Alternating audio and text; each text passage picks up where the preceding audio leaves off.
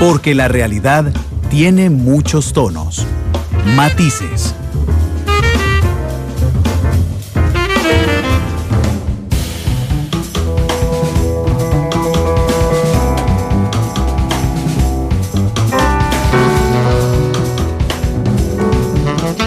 Dos de la tarde, 32 minutos, regresamos a Matices para hablar de Limón. El domingo ocurrió una balacera a mansalva en la playa de Cieneguita que acabó con la vida de 5 personas. Una de ellas un sospechoso, que no por ser sospechoso de un crimen merecía la muerte, y 4 personas inocentes, entre ellas un niño de 11 años y un adolescente de 15. El niño de 11 años falleció esta madrugada en cuidados intensivos del Hospital Nacional de Niños. Justo ayer, cuando apenas el país se recuperaba de esa impresión de lo que pasó en Limón, resulta que un grupo armado, por lo menos existe esa versión policial, un grupo armado intenta ingresar al hospital Tony Facio en Limón a rematar a las personas que quedaron vivas de ese ataque. Algo que nos recuerda hace más o menos 10 años, cuando un comando armado también ingresó al Tony Facio y acabó con la vida de un hombre.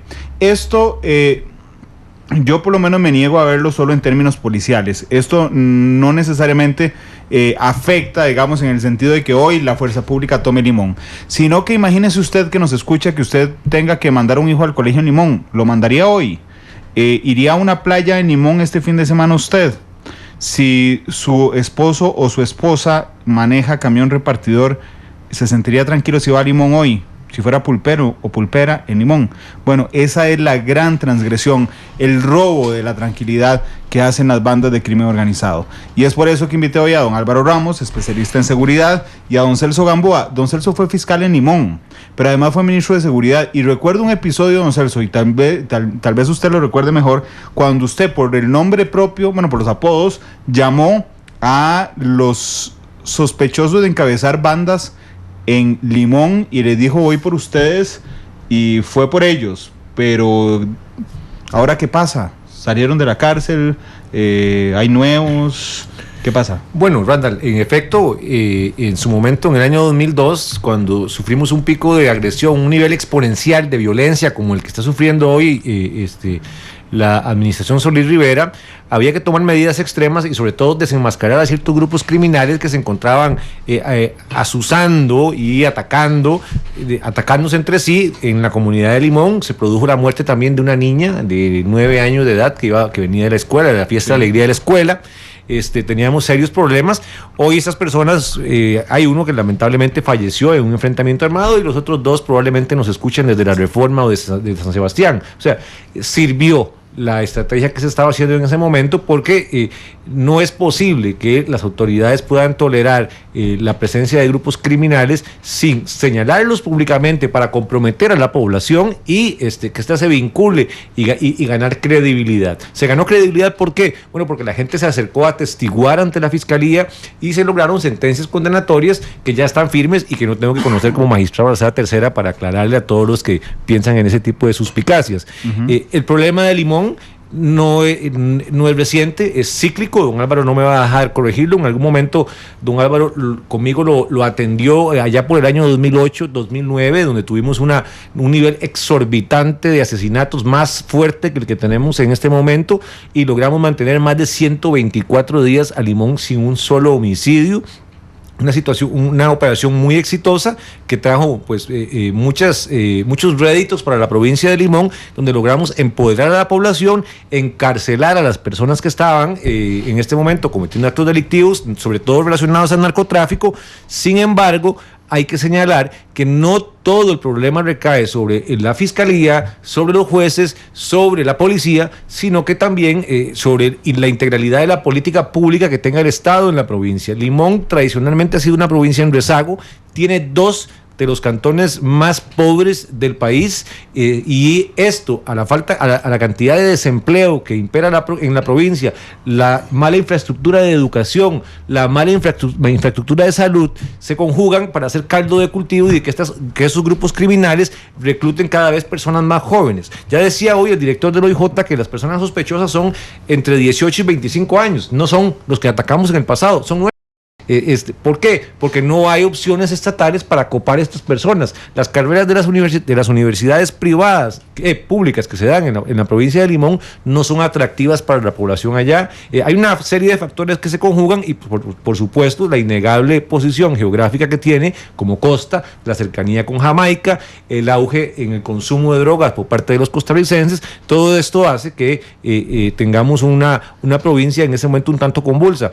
¿Que se puede controlar? Sí puede. ¿Que existe el talento en el Ministerio de Seguridad para hacerlo con actividades preventivas? Sí existe. Estoy convencido que el ministro Manta ejerce un liderazgo en la política de seguridad ciudadana importante, pero no puede solo. Y ya se lo ha dicho al país. Don Álvaro, y bajo este esquema, digamos que uno podría pensar que no sirve de nada hacer un esfuerzo para controlar, muy reactivo, pero cero preventivo, porque entonces después todas las otras ayudas que deberían de acompañar este proceso, que es la desintoxicación de la población realmente, la generación de carreras atractivas, la modernización de Limón como tal, pareciera que cada 8 o 10 años vamos a tener que estar haciendo un operativo de toma de Limón para terminar con las nuevas bandas que vayan apareciendo. Mire, lo primero es, hago mías las palabras de magistrado don Celso Gamboa. Estoy completamente de acuerdo con él y con el récord histórico de actividades que se ha dado ahí para controlar esta situación. Lo segundo es que apoyo en toda su extensión y sus extremos lo que está haciendo el Ministerio de Seguridad Pública, el esfuerzo enorme que están haciendo las personas, hombres y mujeres, y en particular el del ministro Mata y la dirigencia. Cuentan con todo mi apoyo personal y de cualquier tipo que requieran. Dicho esto, la realidad es que Limón sí se puede controlar. Geográficamente es relativamente fácil, casi que es como una especie de, si usted lo observa, estamos hablando de la ciudad concretamente, es como una isla, es una península, y siempre eso relativamente, desde una perspectiva operacional, es posible controlarla. Tiene entradas y salidas relativamente fáciles de controlar para hacer la labor que se puede hacer a profundidad. La están haciendo, pero se puede todavía profundizar más: el control de armas, los retenes, la posibilidad de operaciones directas en contra de cantinas que permanecen abiertas completamente a deshoras, donde hay menores de edad. Todo eso, que es lo que ayuda a la indisciplina social, que es lo que ayuda a los grupos criminales. Total y completamente de acuerdo con don Celso, las autoridades judiciales, las autoridades de OIJ y las autoridades del Ministerio de Seguridad Pública, y agrego los ausentes, los grandes ausentes, las municipalidades. Es un gran ausente en este negocio, pero un monstruoso ausente. El PANI, yo diría que hay que meterle un poquito más a migración, el tema migratorio. Todo esto, si los ausentes los metemos con fuerza, hay capacidad para controlar socialmente, disciplinar socialmente hasta donde se pueda. Pero yo voy a agregar algo más. Concuerdo en que hacen falta oportunidades individuales, totalmente de acuerdo, en todos los sentidos, pero qué difícil, observe esto. Voy de lo micro a lo macro, en materia económico-social, que tiene que ver con todo lo que estamos hablando. Don Celso lo ha apuntado correctamente. En vista de la situación que se ha presentado, que incluso ha habido más de un ataque al hospital, no son dos, son más de un ataque que ha habido en términos de los 10 años, ha habido intentonas de afectar gente que está hospitalizada, y los especialistas nacionales no quieren ir a Limón. Vea la pérdida monstruosa. Usted tiene pérdida en especialistas, en médicos especialistas que no quieren servir a la provincia. Eso sí es una verdadera pérdida, y todo por un grupo de criminales. Y veamos las oportunidades que se nos abren en el futuro, que se le abre particularmente a la provincia de Limón y a la ciudad de Limón en concreto. Fíjese usted los proyectos. Es la concentración. Partamos de que el canal de Nicaragua es inexistente, entonces no es una ilusión. En Centroamérica, hoy, terminado la ampliación del canal de Panamá, la concentración mayor de proyectos interesantes está en la provincia de Limón. Usted tiene APM, $1 billón punto algo de dólares. Una cifra fabulosa que va a funcionar y que le es acorde a Limón. Usted tiene el proyecto Amega, que es una enorme y parecida de tamaño al proyecto APM, muy parecido, un proyecto gemelo que va a convertir a Limón en una especie de tránsito internacional, parecido a un canal, básicamente con características operacionales diferentes. Otro $1 billón más. Usted tiene la carretera, toda la 32 completa, la que se vaya a ampliar, eso agrega unos 500 a 600 millones de dólares. Ojo el nivel de inversiones don Randall y oyentes. Estamos hablando que fácilmente, así con lo que le acabo de describir, nos acercamos a 3 billones de dólares. En todo el amplio istmo centroamericano no hay nada ni parecido hoy, salvo lo que hubo en el Canal de Panamá, que fue cierto y que sí lo hicieron con gran esfuerzo y grandes problemas. Entonces, es al revés. Es cierto, tenemos que concentrarnos en lo que necesita la población autóctona, y efectivamente las carreras debemos ajustarlas a la historia de ellos social, a las costumbres muy propias de la zona atlántica, al clima, etcétera. Pero si usted observa, los proyectos macro son por mucho los más grandes de Centroamérica y ciertamente de Costa Rica. Si nosotros damos las condiciones de seguridad, las condiciones de apertura económica, las condiciones de que haya inversión anexa, paralela a estos grandísimos proyectos, usted tendría centros de acopio, usted tendría, por supuesto, entrenamiento especializado, usted tendría seguridad en los muelles de primer nivel, de nivel internacional, de categoría internacional, hay que dársela. Usted tendría, por supuesto, vivienda de primer nivel, tipo primer mundo, para todas las personas que tengan que trabajar, extranjeras y nacionales de alto nivel ahí, que los van a ver. Si usted va a tener de repente un impacto inmediato sobre la provincia, en el relativo corto o mediano plazo. Por ende, es importantísimo que efectivamente le entremos a la seguridad. Si usted deja que se deteriore la seguridad, automáticamente usted pierde todas las ventajas que va a tener con esos macroproyectos. Si es que Limón es de Costa Rica el lugar que apunta a tener el mayor número de macroproyectos. Y nótese que todos van en relación a la vocación natural de la zona atlántica. Es decir, la gran carretera que se haría de 4 vías y mejorada, toda la provincia entera, prácticamente, desde Guapiles para allá. Tenemos que entrarle, por supuesto, resolver el Carrillo. Es un problema definitivamente serio, pero es un problema geológico. Súmele la zona industrial de Siquirres, recientemente aprobada. Muy bien, ¿verdad? bueno, don Clésio Celso me puede sumar más y más. Fíjese que es perfectamente claro. Tiene las bellezas del sur, que serían, desde el punto de vista turístico, no conozco un solo turista nacional o extranjero que haya ido al sur de Limón que no venga absolutamente maravillado de la belleza de la zona. Sí, usted tiene un potencial inmediato ahí. Nuestra buena relación con Panamá, político-cultural, político-económica, hace que podríamos tener un intercambio en toda la provincia sin mayor problema. Bueno, está resuelto el problema de Calero, que era ahí una espinita, por lo menos geopolítica, incómoda. Resuelto el problema. No hay grandes problemas ahorita de ese punto. Todos los problemas se reducen a la actividad criminal.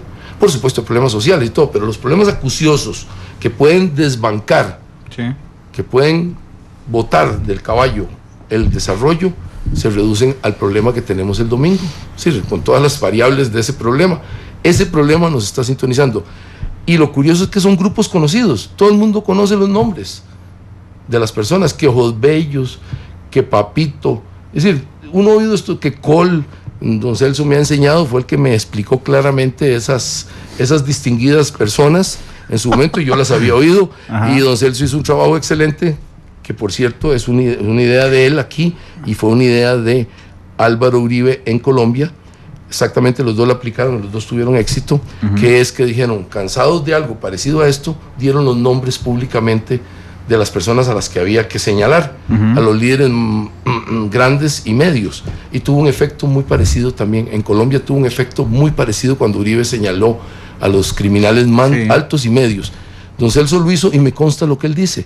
Empezábamos a contar los días que no teníamos muertos, y estábamos contentísimos cuando iba más y más el número.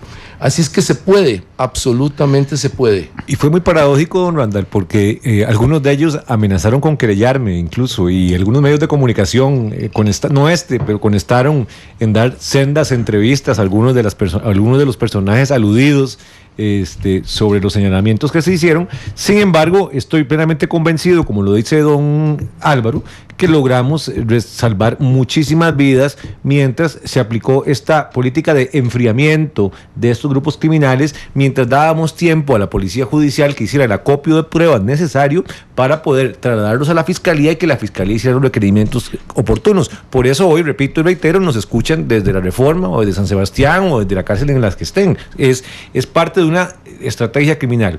¿Qué pasa ahora? Bueno, ahora es necesario robustecer al Ministerio de Seguridad Pública. Mientras tanto, en lo inmediato, ya escuché hoy la conferencia de prensa del presidente de la República y las declaraciones del ministro Mata, que están diciendo que envían un pie de fuerza de más de 200 hombres. Esto lo hemos hecho también en el pasado y también ha dado buenos resultados en lo inmediato. Lo importante para los limonenses es que esto se mantenga y se le dé sostenibilidad. No solo con policía y no solo con represión se manejan los problemas en la provincia de Limón, sino que también generando otro tipo de oportunidades. He visto buenas políticas públicas, buenas ideas en este gobierno para tejer desarrollo diferente. Entonces, lo miro con optimismo ahora, ese nuevo empuje. Lamento muchísimo el fallecimiento de personas inocentes, esto es un tema preocupante, pero siempre en construir y en buscar un Limón mejor y una Costa Rica mejor, hay que darle el apoyo. Yo por eso he estado instando a Gustavo, que tuve el privilegio de que me acompañara en mi equipo de trabajo como viceministro de Seguridad Pública. Trabajo con Gustavo desde hace más de 22 años en Limón, en la provincia de Limón, los dos, él como director del OIJ allá y yo como jefe de fiscales allá. De manera tal que estoy claro quién está al frente en este momento de la política pública de seguridad ciudadana, y yo le pasé la estafeta con un gran honor porque lo ha hecho de la mejor forma. Entonces es cuestión de esperar y yo estoy seguro que va a encontrar apoyo en la Asamblea Legislativa, que va a encontrar apoyo en la sociedad civil y que los hombres y mujeres de la fuerza pública le van a dar la respuesta que él está buscando y que el país necesita. Sí, yo creo que usted es muy positivo, además, don Celso, pues yo no creo que consiga todo el apoyo en la Asamblea Legislativa, porque en la Asamblea va a necesitar todo el apoyo, es decir, los 57 apoyándolo.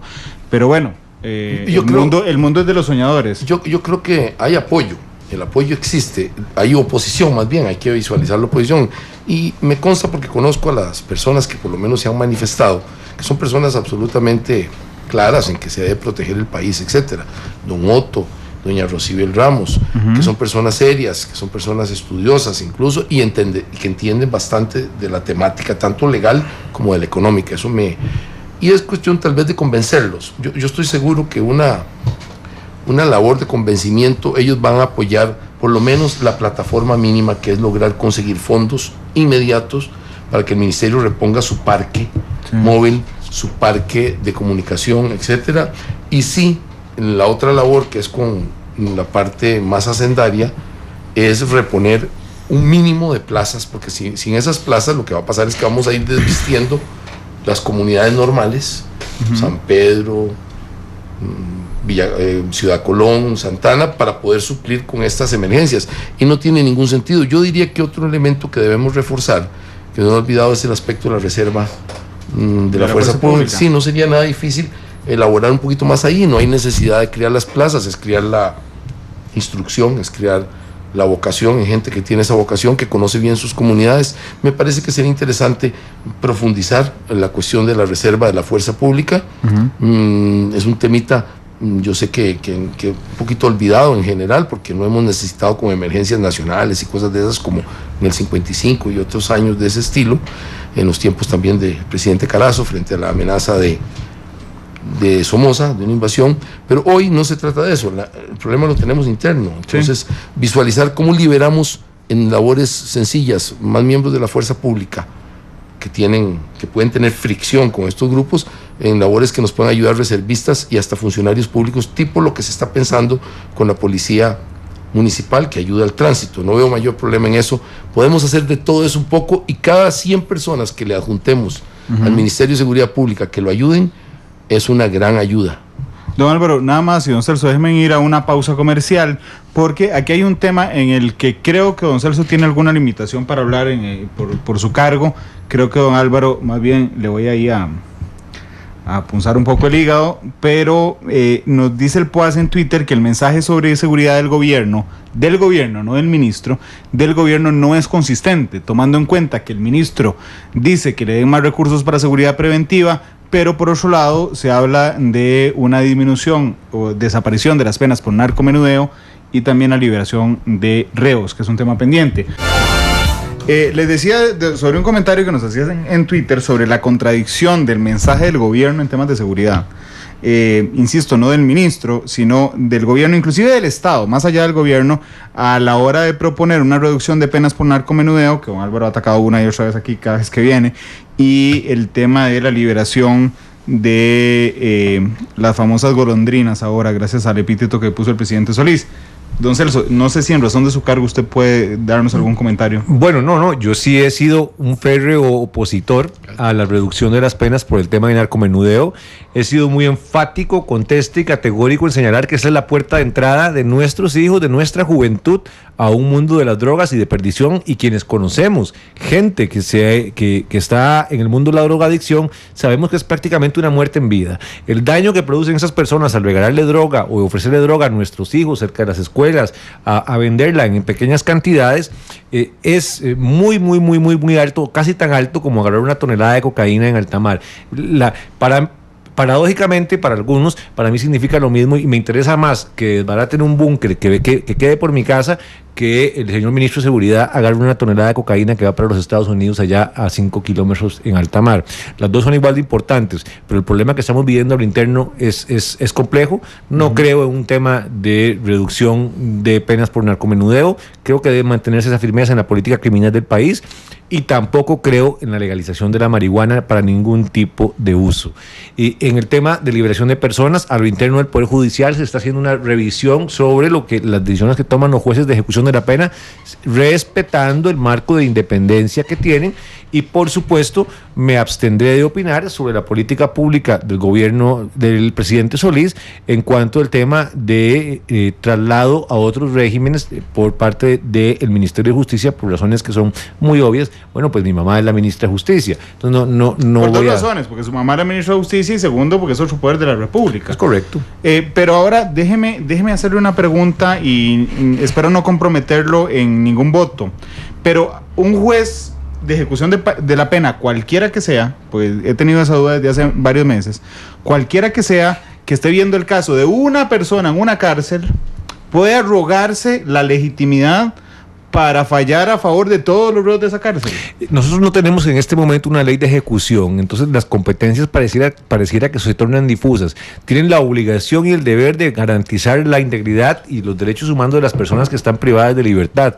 Es ahí en donde se apoya la mayoría de sus decisiones, por supuesto con variables más allá de las que yo estoy explicando, y me quedo corto a las resoluciones de los jueces, que encuentran validez por la incapacidad del Estado de construir mejores instalaciones de centros penales. Por eso yo coincido con don Álvaro, hay que construir más cárceles. Eso es definitivo, porque si la misión nuestra es readaptar a las personas, no podemos condenarlos hoy y liberarlos mañana. Eso es una gran paradoja. Lo cierto es que hay que construir centros que les permitan readaptarse a la sociedad como personas de bien, pero mientras tanto, en lo inmediato, si es una política pública en la cual pues me voy a abstener de opinar, porque ya no trabajo para el Poder Ejecutivo, trabajo para el Poder Judicial. Bueno, podría comentar un día de estos en un almuerzo de familia, un domingo. Probablemente. Don Álvaro. Sí, yo concuerdo completamente con don Celso. El narcomenudeo es extremadamente dañino para las familias, y estos impactos que vemos terroríficos vienen de eso, del control de una esquina, del control de una alameda, del control de Cieneguita. ¿Quién controla Cieneguita? Ese es el narcomenudeo, no sé qué otra manera se puede llamar. Déjeme interrumpir un momento, porque es que me parece vital lo que usted está diciendo. Lo que vimos este domingo en Limón, que es lo que tanto nos aterra, don Álvaro, es simple y llanamente la guerra de narcomenudeo. Sí, que yo sepa, ese no es el cartel de Medellín. Por supuesto, que yo sepa, ese no es el cartel de Sinaloa. Que yo sepa, supongo que no venden una tonelada de cocaína.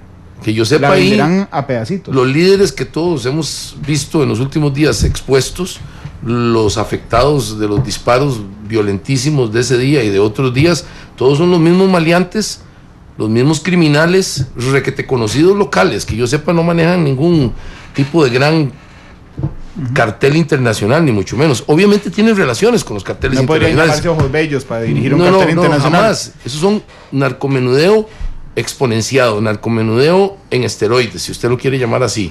Y por supuesto todo el mundo los conoce. ¿Qué clase de cartel tan secreto es o tan particular? Han sido pasados 20, 15, 18 veces a los tribunales por múltiples y variopintos delitos. ¿Qué tienen de especial estos tipos? Por supuesto que pueden ser sujetos de toda la represión del Estado. Claro que sí. Y sería fácil porque son requete conocidos todos. Mírenlos, ustedes los pueden haber visto en la televisión donde se presentan a los tribunales y todo. Y hemos visto, por supuesto, el que tenía un puerto entero del Estado bajo su administración propia. ¿Cómo, es decir, en qué país estamos viviendo? ¿Cómo va a ser aceptable eso? Pero bueno, dicho esto, concuerdo completamente, jamás se puede despenalizar el narcomenudeo a menos que tengamos una política nacional e internacional que está en otro orden de magnitudes que no tiene nunca. En la situación actual sería el peor escenario posible y veríamos multiplicado esto a niveles extraordinarios porque los carteles intermedios usarían el narcomenudeo como un efecto distribuidor y un efecto de dominio territorial inmediatamente, y estaría usted despenalizando. Bueno, jamás, bajo ninguna circunstancia, efectivamente, los grandes cargamentos que se capturan no vienen para Costa Rica, es decir, eso deberíamos valorar esa situación y usamos ingentes recursos de todo tipo, combustible, personal del Ministerio de Seguridad Pública y de otros, de la OIJ, para capturar eso y bueno, y no es para nosotros, fíjese usted en ese punto. Yo prefiero que, a como están las circunstancias, destruyamos todo lo contrario, los búnkers, destruyamos el narcomenudeo. Además de micromenudeo no tiene nada. Perdone, esa es otra falsedad. Es cierto que es pequeña las cantidades que distribuyen una a una, pero el negocio es monstruosamente grande. Hay tipos de estos que tienen 10 y 15 búnkers, aquí en San José, por ejemplo, y les generan 20, 25 millones de colones de ganancia diarios. Es decir, es un negocio de escala nacional, de micromenudeo, de nada de eso no tiene nada. Es la forma de distribuir puede ser efectivamente al detalle, sí, como tiene que ser, pero de negocio pequeño no tiene nada, está controlado por individuos muy peligrosos y también reconocidos. Eso ha salido, que el pollo, que el indio, que el tío, que el gordo, todos esos nombres que se vuelven como para lo que no son, para lo que no tienen ningún talento es para poner sobrenombres. Eso está clarísimo en Costa Rica. Pero vea qué interesante, nos dice Magojo en Twitter, que me rebajen a mí de mi servicio telefónico lo que se necesite para construir cárceles, porque si usted revisa hoy su recibo telefónico y su recibo de electricidad, resulta que nosotros mantenemos todo: bomberos, Cruz Roja, 911, acueductos, metámosle 5 colones. Lo más interesante es que hay un préstamo del BID gigantesco.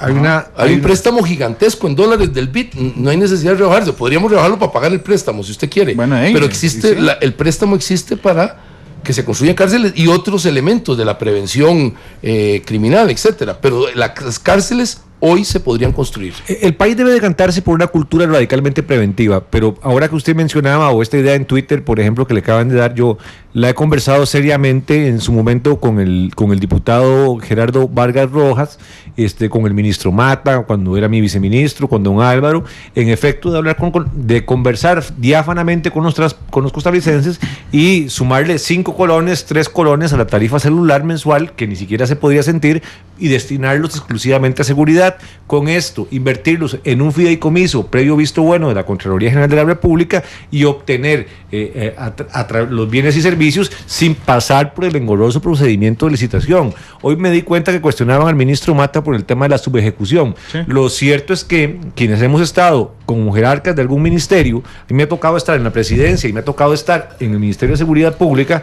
sabemos que al final de año el último ejercicio presupuestario se lo dan a cada ministerio faltando 5 o 6 días para que termine el año. O sea, no tiene usted 5 o 6 días para gastar 40,000 millones de colones. Eso es imposible y muchos ministros estarían presos si lo intentan hacer. Generalmente hay que devolverlo directamente a Hacienda para que lo cobije el principio de anualidad presupuestaria. ¿Cuántas veces, don Álvaro, sufrimos en seguridad pública absolutamente ese problema? O sea, no es que el ministro no quiere gastar, es que la transferencia, la certificación de contenido presupuestario... Hay un truco de noviembre y diciembre. Que le hacen a usted en noviembre y diciembre, llámese así, el Ministerio de Hacienda le impide comprometer los fondos y le impide comprar. Eso es parte del problema de subejecución. Ahora bien, la realidad que enfrenta Gustavo Mata Nimón. Nos dice que en 30 días se va si no se le aprueba el impuesto a sociedades. Gustavo Mata no está pensando en lo inmediato con el impuesto a sociedades. Gustavo Mata tiene que resolver el problema con la orden que le doy el presidente el día de hoy, con las 200 personas que va a ir para allá. Supongo que va a ser operativos muy intensos, pero está pensando en la Costa Rica de sus hijos, de mis hijos y en lo que pueda venir, en el futuro del país. Mientras tanto, con eso le va a lograr dar contención y algún grado de reducción. Nosotros desde el Poder Judicial nos hemos comprometido a enviar jueces de calidad, fiscales de calidad, agentes de policía del OIJ de calidad, para que puedan dar ese mismo nivel de respuesta y estar en el mismo nivel de compromiso. ¿Pero quién va a querer ir a trabajar a Limón? Bueno, en este momento tenemos excelentes funcionarios trabajando en Limón, que están trabajando ahí en Limón. La fiscal adjunta de Limón, Carolina Martínez, que yo le reconozco su gran trabajo en este momento y su liderazgo, lo está haciendo de la mejor forma. El jefe del OIJ de allá, es un tema simplemente de que se puedan alinear los astros y lleguen a buen puerto con las investigaciones. Y también hay que pedirle cuentas, así como se le pide al fiscal general, que le pedimos cuentas a nosotros los magistrados, hay que pedirle cuentas al OIJ de cuántos casos resuelve de cada denuncia presentada. Adelante, Manuel, porque quiero meterme en algo. Sí, mire, yo quiero contestarle a usted lo de los reos, porque he sido un vocero no autorizado de ese tema. Por supuesto diría yo. Sí, yo creo que fui el primero y hasta usted me dijo que me parecía que estaba bravo. No era que estaba bravo, es que estaba preocupado. Oye, que se enojó ese día aquí en Matices. No, me entró una preocupación enorme y la preocupación resultó ser cierta. Bueno. Sí, vea, yo diría que sí, claro, por supuesto no se pueden seguir liberando reos bajo ninguna circunstancia. Claro que estamos sobrecargando al Ministerio de Seguridad Pública una y otra vez. Veo un caso ahí, uno que salió entre un montón, que lo habían detenido 3 veces el mismo mes por asaltar casas. Digo, no entiendo ni cómo, no comprendo ni cómo puede ser detenido alguien, pero digamos, alguien me tiene que explicar eso a mí. Dicho esto, para empezar, como política de Estado, si tenemos una situación de crisis en Limón y otra creo que se nos está viniendo en San Carlos, para decirlo de alguna medida. Aquí lo está advirtiendo. Bueno. Y le recuerdo que San Carlos es el lugar más importante de turismo del país, sí. La concentración turística más importante, de producción turística y de otras cosas. Pero San Carlos tiene la concentración turística y la industria turística es la primera industria del país, sí. La que genera más ingresos y más importante, es muy democrática ese ingreso de impuestos. Hay taxistas, hay guías, hay mucamas, hay meseros, hay gerentes, hay personal especializado, hay traductores y hay dueños que invierten y hay grandes empresarios también. De todo ahí, es la industria de las más democráticas que he visto cómo se reparte. Por ende me gusta mucho protegerla. Además es muy propia Costa Rica, es muy lindo Costa Rica, es precioso La Fortuna, las aguas termales son espectaculares, de las mejores del mundo. Quiere decir que vale la pena, es un lugar que vale la pena proteger. Bueno, ahí viene un problema, tenemos un problema serio ahí. Mínimo pido que no se libere un solo reo en Limón. En todo el área de la provincia de Limón, no se puede liberar bajo ninguna circunstancia.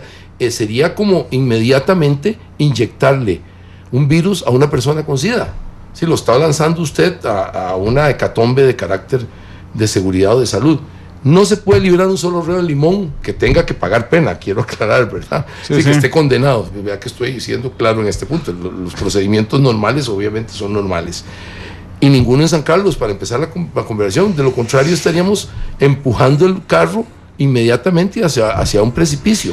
Vean, hay una foto que ha circulado en las últimas horas tomada por un oficial de la Fuerza Pública unos minutos antes en Playa Cieneguita. Él captura, supongo que con su teléfono celular, captura a las dos personas que supuestamente eran blanco de la balacera. Esto es minutos antes. De hecho, los dos sospechosos, los dos tipos estos vuelven a verlo directamente y encaran al policía que toma la foto. Entiendo que para mandársela a un grupo táctico para advertirles que estas 2 personas, de las cuales las autoridades ya habían sido advertidas, estaban ahí. Espero explicarme bien en mi consulta.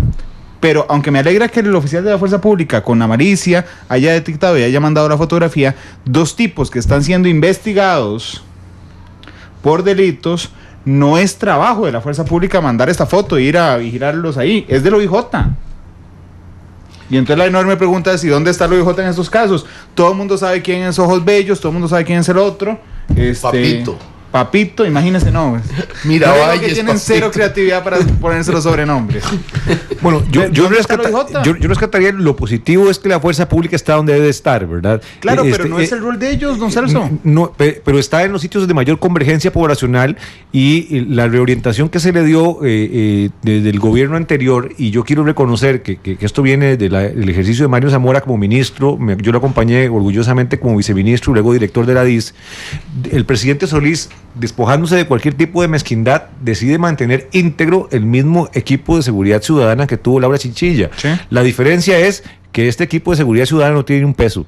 Esa es la gran diferencia. Pero aún así se mantiene la cultura de ubicar a la policía en los lugares calientes a la hora caliente, en jerga policial hablando. O sea, ¿qué quiere decir esto? Que la policía está cuando se necesitan. Un descuido o dando la vuelta en 5 minutos y se produce este atentado y se perpetra este atentado contra estas personas. Habría que ver si existe competencia del OIJ, yo me lo he cuestionado seriamente, para hacer labor de inteligencia, porque sabemos que existe una oficina de inteligencia en el OIJ. Sin embargo, también tenemos que entender que dentro de los 93 artículos de la ley orgánica del OIJ, ninguno faculta al OIJ para que haga inteligencia. Sin embargo, tienen una oficina de inteligencia y eso lo hablaba claramente la defensora de los habitantes, y es algo que tenemos que arreglar, recomponer nosotros dentro del Poder Judicial y presentar una reforma de ley. En su momento, también la Sala Tercera y la Sala Constitucional le ha vedado la posibilidad al OIJ de que haga labor preventiva.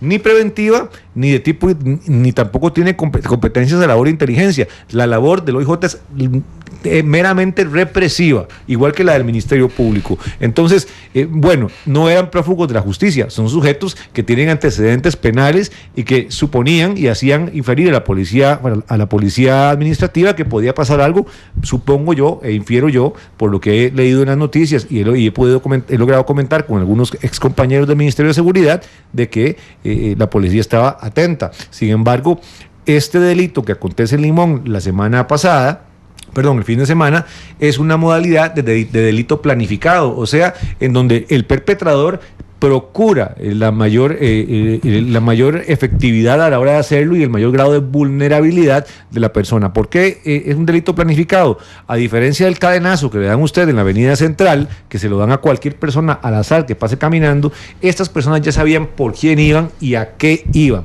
Lo que pasa es que mostraron una evidente torpeza a la hora de manipular un arma como una AK-47, se suelta una gran cantidad de tiros y matan a varias personas inocentes. Ya eso es otro tema del nivel de profesionalismo de nuestros sicarios, que gracias a Dios es mínimo, pero trae consecuencias como las que ya he señalado. Me parece que la fuerza pública de Limón está en los lugares correctos. Sin embargo, estos delitos son en la modalidad planificada y es virtualmente imposible para una policía preventiva intervenir en eso. ¿Qué se requiere aquí? Bueno, sí, trabajo de investigación del organismo de investigación judicial, pero recuerden, tiene la limitante de que está haciendo inteligencia, tiene una oficina de inteligencia, pero no tiene ley habilitante. Ya eso es un cuestionamiento interno que la Corte, como ente político, debemos discutir nosotros para ver si proponemos una reforma a la ley orgánica del OIJ si autorizamos todavía eso. Pues Celso, estamos como en una trampa semántica, por lo que veo, legal semántica, porque vea qué interesante, y oyéndolo a usted ahora, se me vino una mayor preocupación todavía a la cabeza. Y usted también trajo esto, vea usted qué interesante lo que acaban de decir. Efectivamente, la tradición jurídica del país, la ley dice que el OIJ solo puede hacer labor represiva. Sí. Y el Ministerio de Seguridad Pública en algunos aspectos siempre es preventivo y tiene unos pequeños destellos de carácter represivo técnico, le hace PCD, para poner un ejemplo claro. Entonces me salta un problema aquí serio, después de incidentes como este y de esa perspicacia de que varias policías ya tenían a estos tipos debidamente identificados, y estoy seguro de la estructura completa. Seguramente. Está en un choque de estructuras grandes, que los COL, que los Ojos Bellos, que todo ese cuento, que es cierto. Entonces me salta una duda. Si le estamos entregando para la labor de inteligencia verdadera, la más importante, la que nos puede llevar a estas bandas criminales, esto no es inteligencia política, cero. Saque la política completamente aquí no hay ningún problema de esos, ni ideológica ni política, estamos frente a estructuras criminales. Si entonces, ¿para qué nos sirven?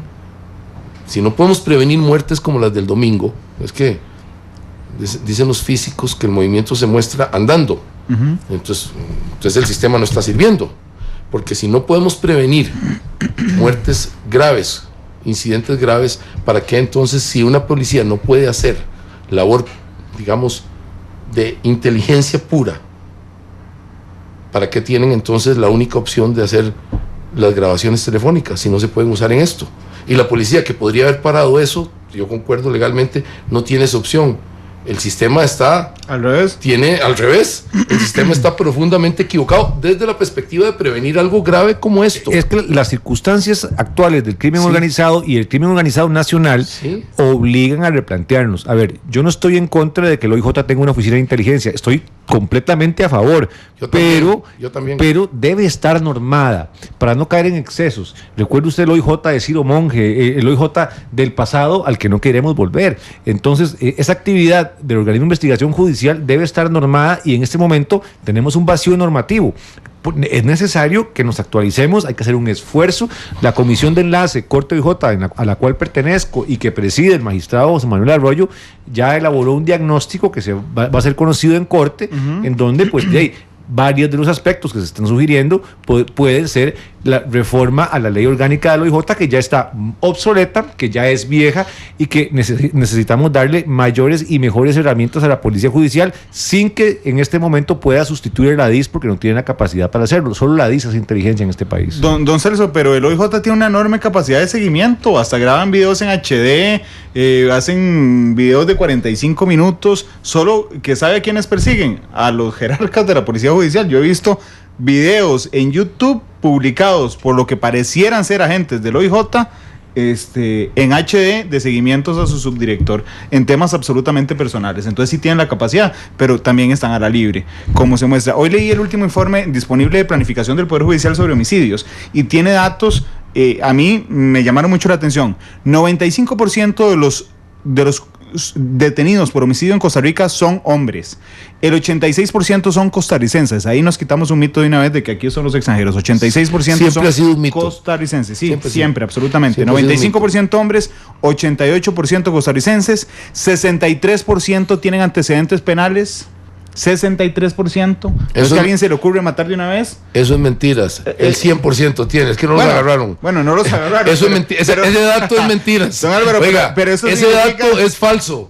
Le garantizo a usted, de juego mi nombre, ese dato es falso. Bueno, vea, el 63% según el Poder Judicial tiene antecedentes penales. 101% tiene antecedentes ¿sabe qué significa? Criminales, no penales. Que debieron de haber estado en la cárcel, no matando gente. El 63%. Por supuesto. Y el 6%, el 68% de los homicidios se cometen con arma de fuego. De ese 68%, el 6% con AK-47. Es realmente datos que a uno le paran el pelo completamente. No, y lo que usted no ha visto es el sufrimiento de las comunidades. No, pero hoy me ha escrito un montón de gente de Limón. Sí, la humillación, el que la comunidad entera está en trauma. Eso ¿cuánto pesa eso en la historia de un país? Y si usted observa cuántos son los criminales que tienen a la comunidad de Limón hoy, no pasa de un centenar, se lo garantizo. No, si usted hombre, lo revisa, mucho menos. Entonces es justo, debemos replantearnos como sociedad. Usted tienen que entender la sociedad costarricense lo que nos va a pasar. Todo lo que hemos construido como estirpe, no tener ejército, eso costó mucho. Ser así, ser un país, una entidad política internacional sin fuerzas armadas, eso es muy difícil. Haber construido una sociedad con consensos, tener una cierta sintonía que le hemos alcanzado ahora en materia de género, por dicha, en materia legal. Todavía nos falta avanzar, pero tenemos una sintonía buena nacional en materia de género, tenemos una sintonía muy buena en materia de cuestiones sexuales, ¿verdad? Todas las preferencias, todo eso, ya vamos avanzando hacia ese camino. Toda esa construcción nacional que es muy costosa y muy lenta, pero la hemos logrado. La democracia electoral sin ninguna discusión. Somos una democracia electoral, nos falta perfeccionarla en algunos aspectos de participación masiva de la población en las decisiones políticas. La democracia electoral sí es muy buena en Costa Rica, es todo un ejemplo, francamente. ¿Y qué? ¿Y la dictadura se la vamos a permitir a un grupo de fascinerosos, a un grupo de ignorantes, a un grupo de criminales violentos? Esos van a imponerle la dictadura a Cieneguita. ¿Vamos a permitir eso como entidad política? ¿Vamos a permitir eso como estirpe? ¿Qué le vamos a decir a los nietos? Que permitimos que Cieneguita estuviera en manos de Ojos Bellos, que permitimos que Cieneguita estuviera en manos de Papito. ¿Qué clase de sociedad somos nosotros? ¿Qué nos está pasando? ¿Quién nos tiene convencidos de que ese es el mejor camino? El mejor camino es parar eso. Hay que pararlo y tienen que estar en la cárcel. Así de sencillo. Si no estoy pidiendo ni que los torturen, no estoy pidiendo que sean maltratados, no estoy pidiendo que sean juzgados injustamente. Por los crímenes que cometan, a la cárcel. Si la ley dice 20 años, 20 largos años en la cárcel hasta que se acabe el liderazgo de ellos, hasta que se les acabe la legitimidad que tienen. Así de sencillo. No estoy pidiendo cámaras de tortura ni nada por el estilo. Cumplimiento de la ley que se aprueba. Eso es lo que estoy pidiendo. Don Álvaro, muchas gracias por estar hoy aquí. Don Celso, muchas gracias por haber estado hoy aquí. Hoy, en cortesía de don Álvaro, que ha pedido la canción... Cosas que pasan en vivo, que ha pedido la canción varias veces ya en el programa, le toca a don Celso hoy pedir la canción de cierre de Matices. Don Celso. Bueno, la canción es una que en este momento significa mucho para mí, para lo que estamos viviendo, tanto Álvaro como yo. Claro. Se llama Vos Sabés, de los Fabulosos Cadillacs. Para las personas que me conocen, saben para quién va dedicada. Y las personas que conocemos a don Álvaro también sabemos para quién va dedicada. Los dos, don Celso 10 acaba de ser segundos. papá y yo voy a ser abuelo. 3:21. Vos sabés, los Fabulosos Cadillacs. Feliz tarde. Vos sabés cómo te esperaba, cuánto te deseaba, no si vos sabés.